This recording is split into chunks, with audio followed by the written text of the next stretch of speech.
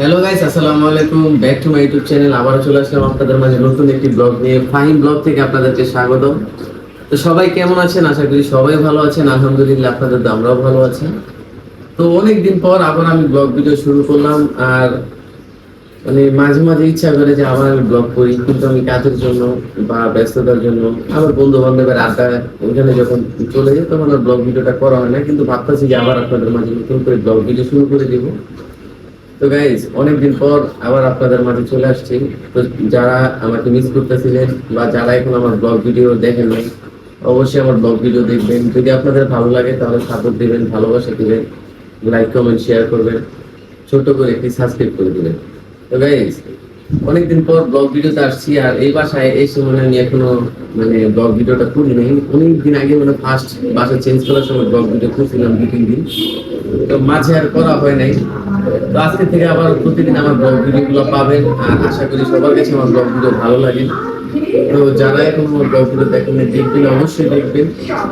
আর সবাই আমার সাথে থাকেন, লাস্ট পর্যন্ত আমার ব্লগ ভিডিওটা দেখেন। আর আমি আজকে ঘুম থেকে উঠছি অনেক দেরি করে, আজকে শুক্রবার। তো ঘুম থেকে উঠে দেখি আম্মু বাজারে গেছিল, বাজার থেকে চলে আসছি। তো এসে আর কি আমাকে ঘুম থেকে ডাক দিয়ে উঠাইছিল। তো গাইস, চলেন যে দেখি আজকে আমি বাজার থেকে কি কি আনলো। আর আমার পাখিগুলাকে আমি সবগুলাকে ছেড়ে দিছি, টিয়া টিয়া পাখিটা অন্য একটা জায়গায় রাখছি। তো গাইস, সবাই সাথে থাকে না, শেষ পর্যন্ত আমার ব্লগ ভিডিওটা দেখেন।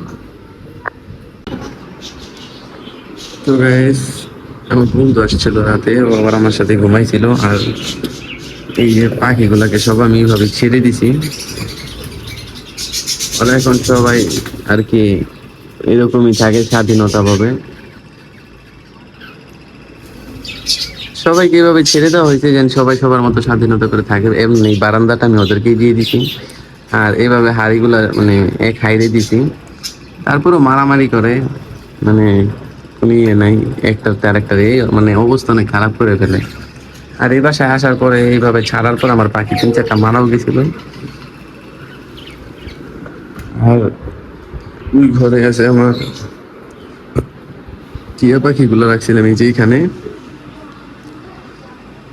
মিঠু, মিঠু, মিঠু এই পাশে রাখছি। আর আম্মুরও বাজারে গেছিল, চলেন দেখি বাজার থেকে আম্মু কি আনছে। এই যে মাছগুলা,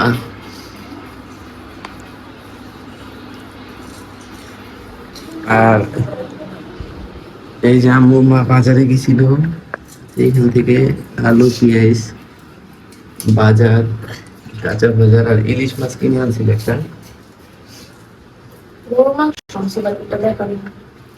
আমি যে গরুর মাংস আনছে, গরুর মাংস রান্না বসায় দিছে।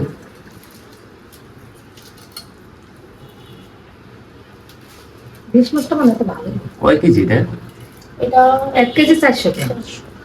1 কেজি 400 গ্রাম সাইজের একটা ইলিশ।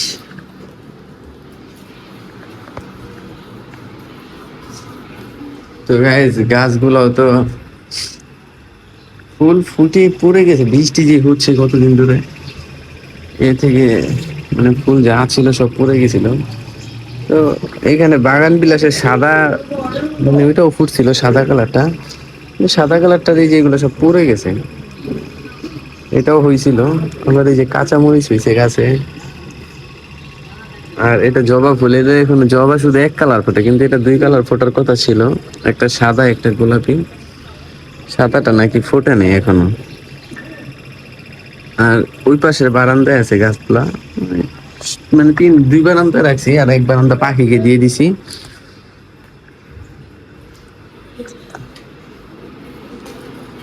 তো গাইস, তো সবাই সাথে থাকেন আর শেষ পর্যন্ত আমার ব্লগ ভিডিও দেখবেন। আশা করি সবার কাছে আমার ব্লগ ভিডিও ভালো লাগে। এই যে মিঠু,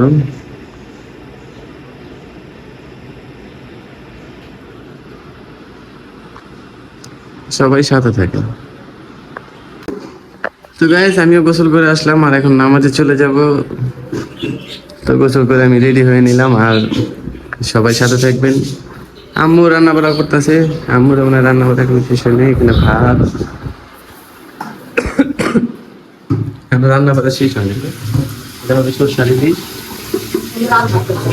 আর এটা করলা চিংড়ি মাছ দিয়ে রান্না করবে, যেটা আমি খাই না। এইদিকে টুকটাক আমরা তুলতেছে, আর আমি এখন মসজিদে চলে যাবো। এখানে গরুর মাংস, এখানে গরুর মাংস চলতেছে রাইস কুকারে ভালো দিয়ে। তো গাইস সবাই সাথে থাকেন, শেষ পর্যন্ত ব্লগ ভিডিওটা দেখেন। আমিও বের হয়ে যাই আমার জায়গা। গাইস আমি গেলাম, আমার জুতাগুলো কই? এখানে রেখে দিয়েছি। আজকেগুলো পরে যাবো, আজকে এটা পরবো না। লেপ তো পরে যাচ্ছে আবার, ঠান্ডাও লেগে গেছে গাইস, অনেক ঠান্ডা লাগছে। তো লিফট উপরে গেছিল, উপরে থেকে আসতেছে, দাঁড়ায় আছি, দেরি হয়ে যাচ্ছে, বন্ধু চলে আসছে।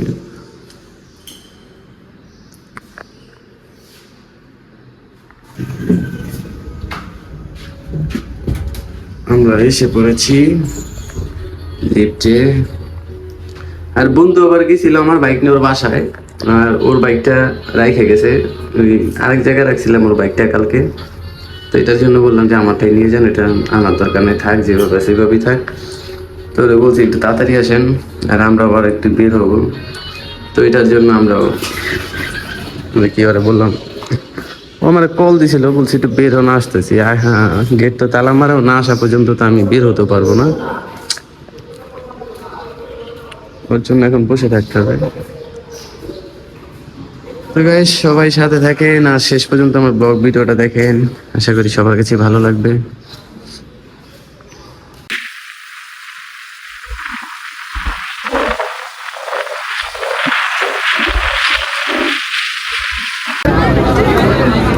তো গাইস আমি বাসা থেকে বিকেলে বেরোয়েছিলাম, বেরোয় দেখি মানে আমার বাসা দেখে নিয়ে আগুন লাগছে। তো ভাবলাম যে আপনাদের সাথে বিষয়টা শেয়ার করি। তারা অবস্থা খুব ভয়াবহ, আর লোকজন দিয়ে অনেক মানুষ দেখতেছেন।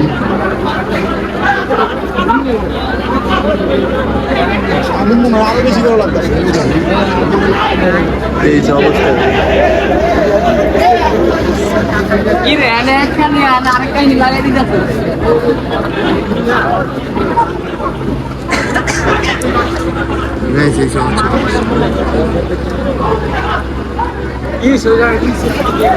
আমার ওখানে চিল্লাচিল্লি লাগছে।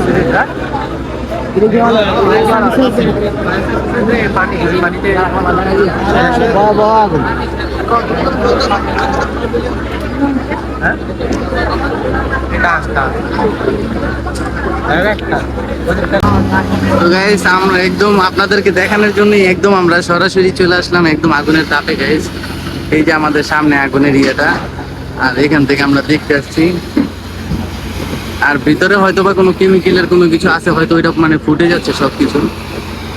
আর ওই পাশে বিল্ডিং এর যারা মানুষজন আছে হয়তো বা তারা খুব আতঙ্ক বা খুব ভয়ের ভিতরে আছে। আর আপনাদেরকে দেখানোর জন্য আমি একটু সামনে আসছি। এই জায়গায় আগুনগুলো যে ভয়ানক ভাবে দেখেন গায়ে কিভাবে ধাও ধাও করে জ্বলে উঠছে, কোনোভাবেই পক্ষে মানে এটা যতক্ষণ অব্দি মানে আগুনের তাপমাত্রা ঠিক না হবে ততক্ষণ অব্দি এটা কখনই থামবে না। চলেন আরেকটু সামনে দিয়ে গাইস, একদম আমরা কাছাকাছি চলে আসছি, 50 মিটার হয়তো বা দূরে। আর এই যে ফায়ার সার্ভিস, আর এখানে দুজন আছে।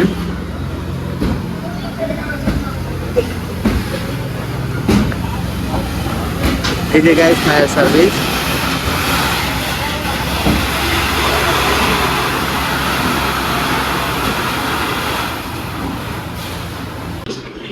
গাইস ওই যে ওইখানে আগুন লাগছিল, তো আমরা ওইখানে গেছিলাম। আর ওইখানে যাওয়ার পর দেখি মানে এতটাই আগুন লাগছে, মানে একটা ফোম ফ্যাক্টরিতে, মানে আমি যে জবটা করতাম তো ওই জবের ওইখানে মানে ওইখানে না আর কি, মানে ওই ফ্যাক্টরি ওরকমই। তো ওইখানে আবার তারা ওই যে মেট্রিক্স তৈরি করতো। তো এটার জন্য মানে এমন আগুন লাগছে, মানে সামনে যাওয়ার মতো কোনো মানে ওয়েই নেই। আর ফায়ার সার্ভিস আসছিল, প্রায় 3 ঘন্টা 3.5 ঘন্টা লাগছে তাদের আগুনগুলো নিভাতে। আর আজকে বুঝলাম হয়তো বা ফায়ার সার্ভিস মানে কত পরিশ্রম করে তারা।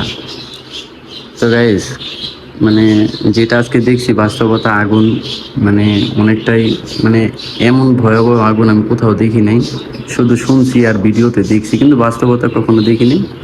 তো আজকেই দেখছিলাম গাইজ, অনেকটা ভয়ও লাগছিল, আবার অনেকটা কষ্ট লাগছিল, আবার অনেকটা খারাপও লাগছিল যে মানে যার গেছে সে বুঝতেছে, কিন্তু মানুষ মানে যারা ফ্যাক্টরিতে জব করতো মানে তারা, আজকে তো ফ্রাইডে বন্ধ ছিল, ওরা অনেক কান্নাকাটি করতেছিল আর কি, ফায়ার সার্ভিসের সাথে সাথে ভিজে ভিজে কাজ করতেছিল।